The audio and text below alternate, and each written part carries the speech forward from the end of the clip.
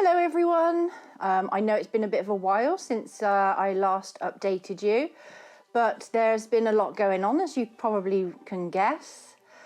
So since my first surgery, I have had a PET scan and the results came back from the PET scan and that was all clear, which is good news. And then on the 18th of January, which was exactly 1 month to the day of my first surgery, I went in to have my lymph nodes removed.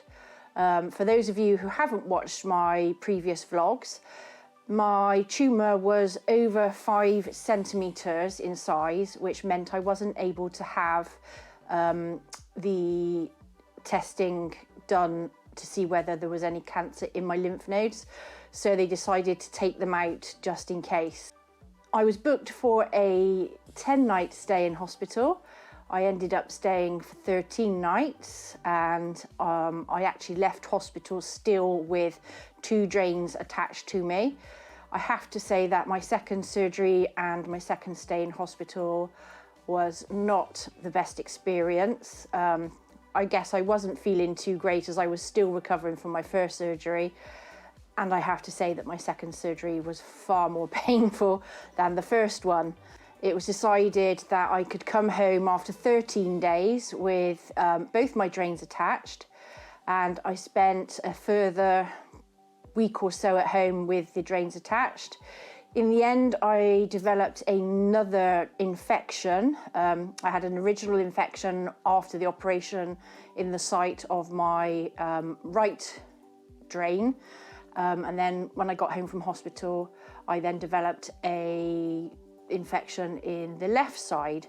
So I had a review with my surgeon booked for the 16th of February, and along we trotted with my drains that go everywhere with me. So they decided that actually sometimes it does more harm than good to have the drains in.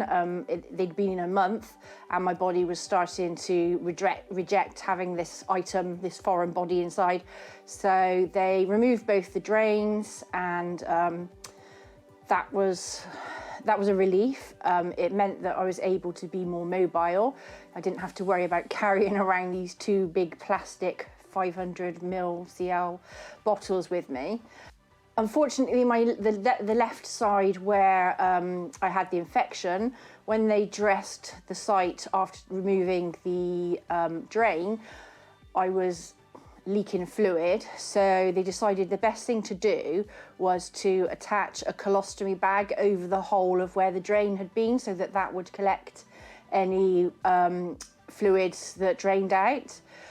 Seemed like a good idea at the time. I eventually ended up having that attached to me for 7 days. It eventually dropped off in the shower, and the district nurses were able to tell when they next visited that the actual, there's a plastic surround at the top of the colostomy bag that attaches to your skin. It actually rubbed into my surgical wound, which was about that long in my groin. So I'm just experiencing a little bit of irritation and possibly a bit of an infection there at the moment. But it is so nice not to have anything else hanging off of me or out of me. Because I was in hospital for 13 days rather than the original 10, and actually in my mind I was planning only to be there a week, my actual recovery, I feel, has been set back a month. So I'm not where I wanted to be. I've only just been able to start walking. The storms haven't helped, so it's been as and when, but I am slowly getting there. I'm off of all of my pain meds apart from paracetamol as and when needed. The results came back from my lymph nodes and they were absolutely clear, no cancer in my lymph nodes. Bit of a bitter pill to swallow because I'm sitting here thinking, well, actually they didn't really need to be taken out, but they did. They didn't know whether there was cancer there, so it was a case of crossing the T's and dotting the I's. Also, in my consultation follow-up with my surgeon last week, she confirmed that I need no further treatment for my vulva cancer. There was the potential to need some radiotherapy because she was only able to take a 2mm margin closer to my anus, and they like to take a 5mm margin around the whole tumour. But she checked with the radiology department, and I believe, well, I was told that when they give you radiotherapy in an area, once they've done it there, they can't do it again. So she said, if the radiotherapy people agree, we think that that would be better to not do it and save it for another occasion if it's needed, because the margin that she did take was clear.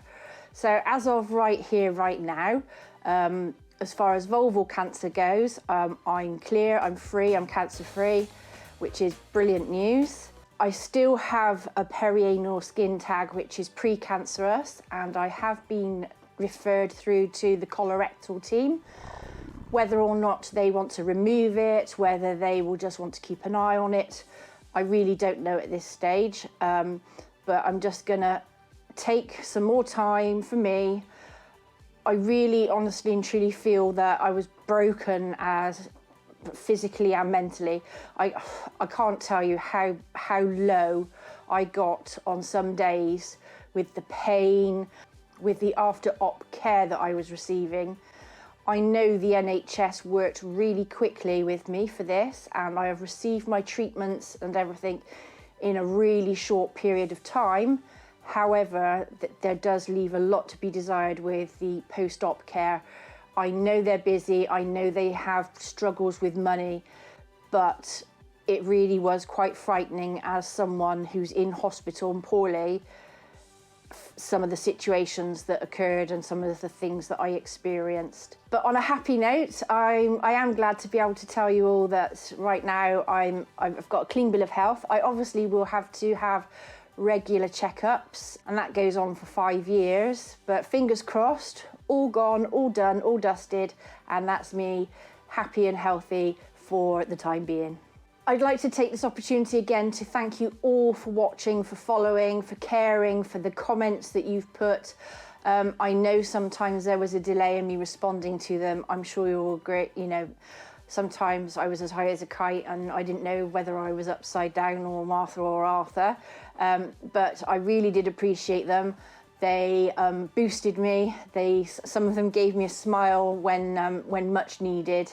And I just can't thank you enough, and thank you so much for your support and giving me that boost through this really difficult time.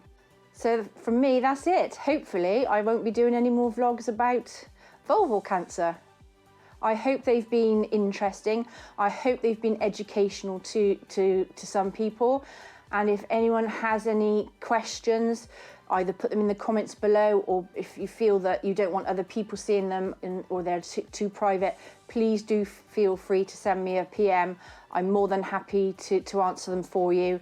And as I've been through it myself, I now know where to get lots of information and support from other people and other groups. So please do drop me a line if you want some help with that. Thanks again, everyone. Take care. Bye.